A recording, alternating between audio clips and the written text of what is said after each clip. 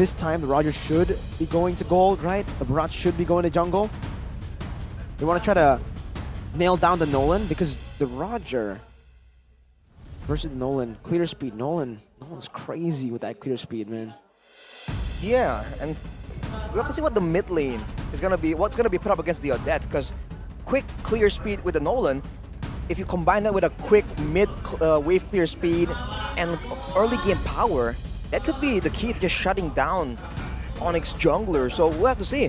The fact that they brought out that fighter strategy in game 1, now it means that they gave they gave Evos one more thing to really consider, to start thinking about. And now we're seeing the Florian again. With the Barats, a healer and a Barats is usually very, very annoying. But it's still flex, is it not? What is? The Barats, Roger? Both, no? Yeah. Yeah, it is still flex. That's why. Like, we still don't know. They just need to take a look at what Evos want to go for the next 2 picks, and then find the best lineup to match, to overcome the next 2 picks that Evos have in mind. Yeah, the Kaja's next pretty 2 good, picks. right? The who? Kaja. They want Ooh. to pick off Onic members. Kaja. They want some front line as well, because otherwise the Barats will just stomp around. Oh, it's gonna be a Minotaur and an Angela. Oh man. Oh, this is a... Assassin with an Angela. That's also quite the fearsome opponent. Man, Onic, what solution will they have? Paquito. Wait, so what does that mean? That means they want to have a way to actually split them up, right? Split push. Now when we see an Onic lineup, because here we go with a Paquito in the gold lane and a Roger back in the jungle. Ladies and gentlemen, welcome to the Land of Dawn for game number 2. Now it's quite the big problem. In the previous game, eventually, Brent has enough damage and he shreds through multiple people at the same time. Now he won't have that liberty even if the game goes longer. He will have, kite ability, but in the proper fight, I think it's kind of evenly matched, and it's more on the side of Evos to really make a mistake. Whoa, what? Way too aggressive by Clockun. I think he thought he would be able to sustain a bit more. First blood this time to Onic. Anavel, though, with the red tree advantage, picks the Lethal Wanderer, takes it away from Kyrie. Can't underestimate that Odette passive, man. The bounces, especially when there's only 2 of you in the lane like earlier, it's an insane amount of damage. Already a very quick first blood, but we'll see what Onic can do with it. Again, the side lanes are going to be fighters and Albert. We haven't seen an Albert Paquito in such a long time. It's a bit of a throwback once again. Yeah. It really is. And the thing is, in game number 2 here, it's sort of a different story, do you not think? With brands on a Harith instead of something like a Natan. Does it give Onic a little bit more of an edge this time around? Not much of a small window like we saw in game number 1. I think it's better chances in the late game, but a bit more difficult to try and maybe shut down in the early game, right? That's the whole trade-off. What I'm concerned about is Anavel. On that Nolan, who is he supposed to target right here? I think the only realistic target is Keyboy, technically. And if you use all of your spells and all of your damage on the roamer, that's still not the most ideal situation. 3 debut picks for Onic once more. Again, it's insane. They've been utilizing like the same heroes for the entire 4 weeks, and then suddenly, boom, we get debut picks all around in from the Porcupines.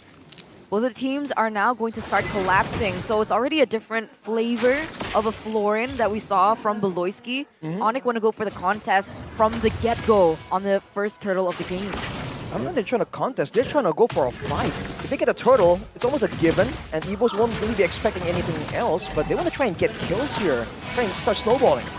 Dreams jumps in with a bit of Fury, flickers forward, finds 3 members. Fluffy gets the turtle.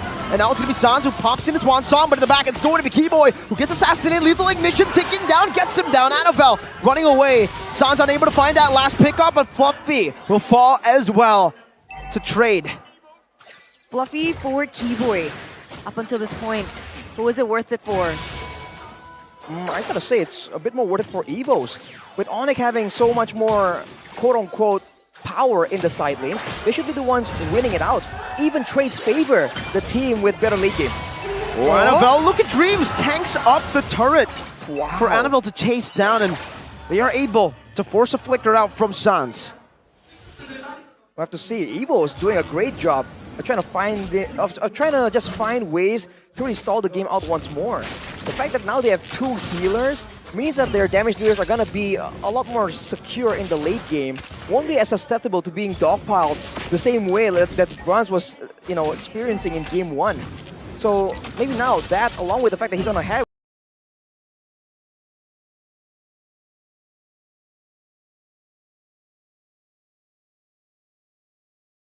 So maybe now that, along with the fact that he's on a head with, he's gonna be doing a bit of true damage. Maybe this is the anti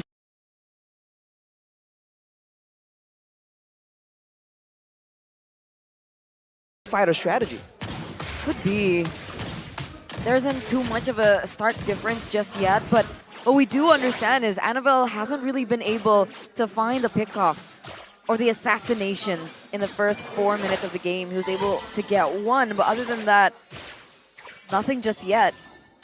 What's the plan for Evos Glory with this lineup? I think to scale and try and abuse Annabelle's clear speed. Like Mirko mentioned, it's just really, really fast.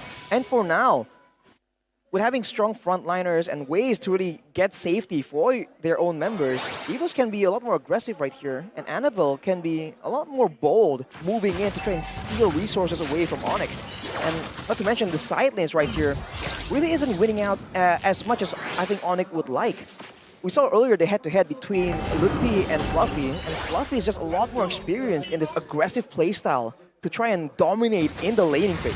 I mean, technically, is there not more data on Fluffy as compared to Ludpi? I think there is, based on his time in Aura, based on his time in Evos as well. There's more data on him, but he's drastically changed his style. Ooh, Ludpi, Destiny's welcome, spits him out onto Dreams. 2-man stun, Minus Fury, flicker forward. Oh, Onic are able to space out of that one. Kyrie jumps in with a Lycan pounce, and now it's his Swan Song. They catch the Brands too, but Ludpi falls as well to Annabelle. Kyrie in the midst of it all jumps in again. Doesn't have the Lycan form and falls to Klokun. That's a 2-4-1 trade, ladies and gentlemen, for the White Tiger in the 5th minute of the game. And they should have the luxury of being able to take this turtle without any contest whatsoever from Onic. And that's another advantage given to Evos Glory. Man, this early game just isn't going in favor of Onic. I mean, even Albert on the Paquito. Last time we saw a golden Paquito going up against a marksman. Oh, wow! That is tough. They usually delete marksmen. They don't get deleted. And just like that, a turret in the hands of Evos. That is tough. I mean, Albert back in the day on the Paquito, he was a monster. I mean, granted, last time he was a jungle, but you know, you'd think these kinds of things still stay true, but the fact that he got deleted there, what in the world? I love this build from Annabelle. This guy is really, he's actually really intelligent. Goes for the Hunter Strike instead of the Heptaseas and right onto the Sea Halberd. He's gonna shred these frontliners too. Yeah, the extra max HP damage from the Sea Halberd will definitely help out, especially against something like a Barats. And negating the healing for the Florin is great, but also the shielding coming in from the Paquito and the Odette, that is definitely a huge value pickup for the side of Evos. With the Flash of the Oasis completed though, I felt like Onic was planning on going for more dives and such, but now they've lost 2 of their outer turrets on the top and bottom lane. So now Evos are the ones just controlling. The fact that they have a Minotaur, I think that really just ruined any kind of dive plan that Onic was kind of cooking up. Yeah, it seems very difficult for them. They're banking on that fact, and now they don't have as much space as they do already. I mean, technically, what can they be waiting for? A mid-power spike, right? I mean, that's the beauty of fighters. Mid-power spike, and the fact that in the mid lane they have an actual carry that does damage instead of an Angela. That's the only real thing they have, so they need to make sure that Annabelle or Brands don't start snowballing. Because later on, even though there's going to be AoE damage, if Evos have enough resources to keep Annabelle or Brands alive to just slowly but surely just chunk everyone down and take them out, then that advantage gets negated. Getting a bit of healing. Getting through the Frog Armor, but Fluffy pops the last Insanity first. Keyboy still holding onto the Bloom. And it's all just a zone. Annabelle picks up the Lord, and he is 2 levels up on Kyrie right now. That's a 1v1. Uh-oh. Annabelle wants to go for the burst, jumps onto Albert, misses the fracture, but now just basic attacking Albert to death. Has the bloom, luckily, from Keyboy. A cross-map heal, that global heal, coming in handy to save Albert. Dreams, Venus Fury, and the flicker off the stance. Now on the knock-up is Brands. Jumps over to Zaman Force, Keyboy is down. Clockun picks up the kill, and Brands is just wreaking havoc, dodging away and getting a few more shots to zone Onic away from this turret, looking for it now. Lupi, no damage, welcome, fracture, missed again. Annabelle, looking for the turret, Brands is hitting on it now. Albert jumps in, but will lose his life again. It's Clockun who's on a killing spree, and Brands takes the mid lane tier 1 down. So unfortunate for Onic, but so well played by Evos. Earlier on in that team fight, that was a 1v1 situation between Clockun and Albert. That's an Angela and a Paquito, and with a follow-up coming through from Evos Glory, they were able to turn that entire thing around. What Albert thought would be a little bit of an advantage for them ended in really just them at a disadvantage. This is a almost 5k gold lead for Evos Glory in the 9th minute of the game. You're seeing just small miscalculations, small mistakes from Onic. I think a lot of people are going to be starting to question, like, is this a mental thing? Are they just lost right now, confused on how to deal with Evos? Albert tried to weave in and out, but he gets stopped by Dreams. So Evos are the ones that have, I guess, the mental luxury to be looking and setting up towards the future. You know, they're planning out ahead how they want to play these fights out. Even if we take a look at the player's goal, Annabelle, right? Annabelle with the burst down. Albert has been taken down again. It's another solo. 2 times. Wow. The Nolan pick.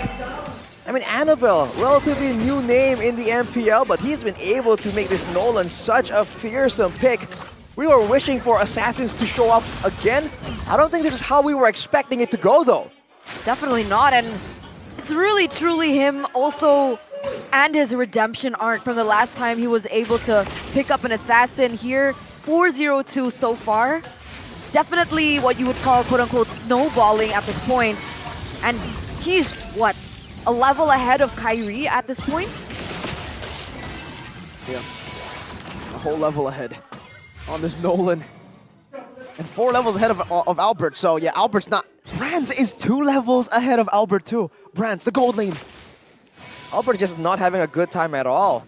He was, every single time, he's trying to really like that aggressive style, you know, that kind of sets him apart from CW, but it's really not working out. Evos kept countering it, and it seems like he's the one that's kind of baited, manipulated by Brands.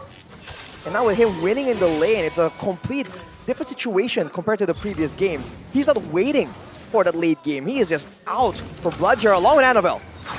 And this time Kyrie is a bit more sustainable. Annabelle still gets it though. He used his retribution, that is information for Onic, but can they even capitalize on that? I don't think so. Annabelle certainly doesn't think so either. Moving all the way to the bottom side right here, not even concerned that Onic can go for the contest. If they go for the Lord here, Evos will just immediately just jump on the members and go for a fight instead.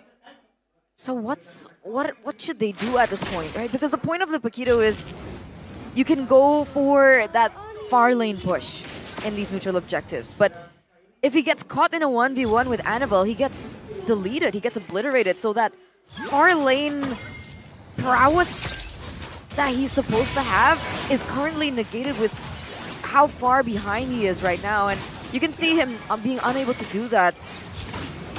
What do Onic work with here?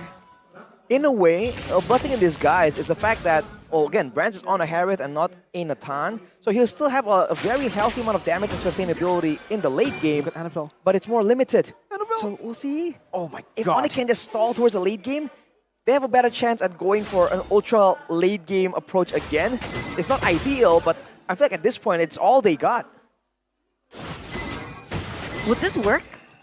Sans and Albert 2v1ing Annabelle, would that work? It better work, right? Because if he still somehow gets a 1-for-1, and it'll be beneficial for Evos because they are certainly winning up top. Lutpi is so low. Keyboy can help him sustain back up. But look at Fluffy! Shutting them down, now brought back to the team. Has the last insanity. Nope. Frog armor down already. Dead to this welcome. Onto Fluffy. Oh. Fluffy loses his life. The Swan Song popped in. Kyrie in the midst of it all. Stream jumps into the back line as well, knocking him up. Albert now with a knockout strike on the Brands, but he has them on force. And the hard guard too. Kyrie shutting them down as Annabelle heals with Sans. Kyrie can't even go for it. The healing from the hard guard is doing too much. 2 for 1. And Sans was going for the big play right there, but he gets his ultimate cancelled out. He went for the flicker for, I guess, a more surprising way to really output some more damage. But man, the lack of a Purify just means that there are just so many ways that Evos can deal with the Swan Song. And Dream has been saving a lot of his crowd control for specific moments just like that. That's what I meant. Evos are pre-planning their skill usage, and Onic just seems to be the one scrambling to try and find something. Which is like the opposite of what we were expecting. Yeah, that's why in those team fights, that was brutal for Sans. He thought that perhaps it was already popped in, but it wasn't, and it got cancelled. A 7K gold lead right now for the White Tigers. Don't forget that Just No Limit is streaming. You guys can catch that for the remaining minutes that this may end up. Not really sure if Onic can go in for the clear this time around. I mean, they do still have Odette technically. But other than that, no high ground. I guess other than maybe Kyrie on the Roger? I think Sans is the only real quote-unquote high ground that they have here. Not really, right? Exactly. Yeah. He can get the ultimate stop. Oh, engage! So charge, a 3-man Venus Fury. Ludwig dodges away from it just because of Dexter's welcome. Keyboy gets melted down, gets bursted down. Fluffy still chunking them. No, Ludwig's low, and that is again another base turn up top. Evos are looking for a Swan Song, already cancelled out by the knockup from Dreams. Now another Annabelle on the back, now chased out by Kyrie, but the base is open. Brands with his on force, goes straight forward, goes for the kill instead. Oh, Kyrie desperately trying to save the game, but the Sky Kings get clean swept by Evos Glory. I started the day with saying anything can happen. Are we on the brink of change?